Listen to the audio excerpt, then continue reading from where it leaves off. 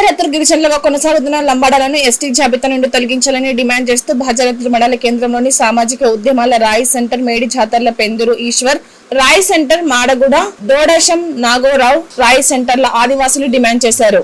ఈ మేరకు భాజరత్తుల మండలంలో నిర్వహించిన సమావేశంలో పెద్ద ఎత్తున ఆదివాసులు పాల్గొన్నారు.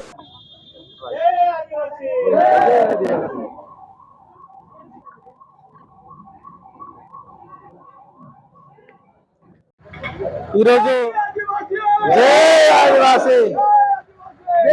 ఆదివాసి ఎస్టీ జాబితా నుండి లంబాడాలను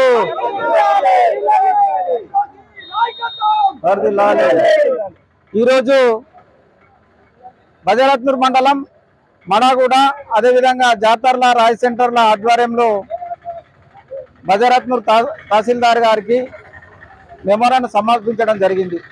దీని యొక్క ప్రధాన ముఖ్య ఉద్దేశం ఏంటంటే ఎవరైతే లంబాడాలు ఉన్నారో వాళ్ళని ఎస్టీ జాబితా నుండి తొలగించాలని చెప్పేసి ఇవాళ ఏకాగ్రంగా తీర్మానం చేసి తహసీల్దార్ గారికి మెమోరాండం సమర్పించడం జరిగింది.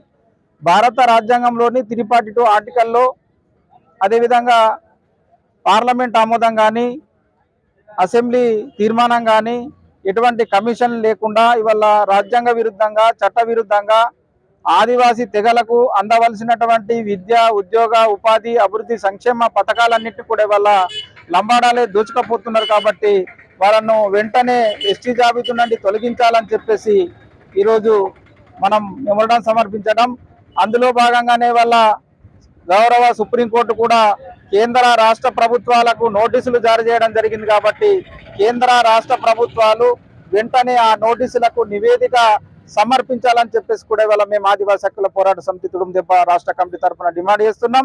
అదేవిధంగా ఏదైతే సుప్రీంకోర్టు తీర్పు ఉన్నదో ఆ తీర్పు వచ్చే వరకు కూడా మీరు లంబాడాలకు ఎస్టీ కుల ధృవీకరణ పత్రాలు జారీ చేయొద్దని చెప్పేసి ఇవాళ తెలంగాణ రాష్ట్ర ప్రభుత్వానికి మేము విజ్ఞప్తి చేస్తున్నాం.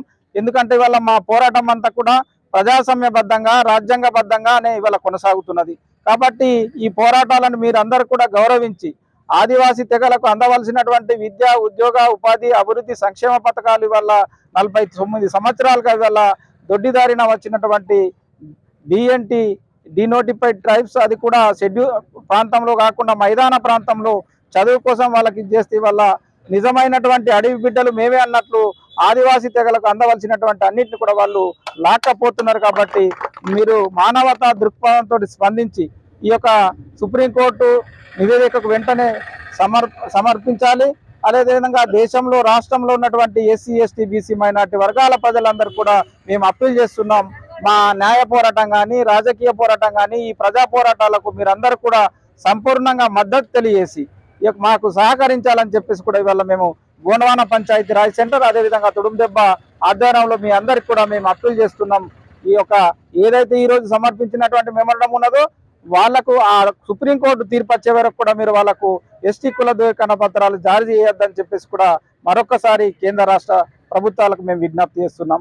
జై ఆదివాసీ.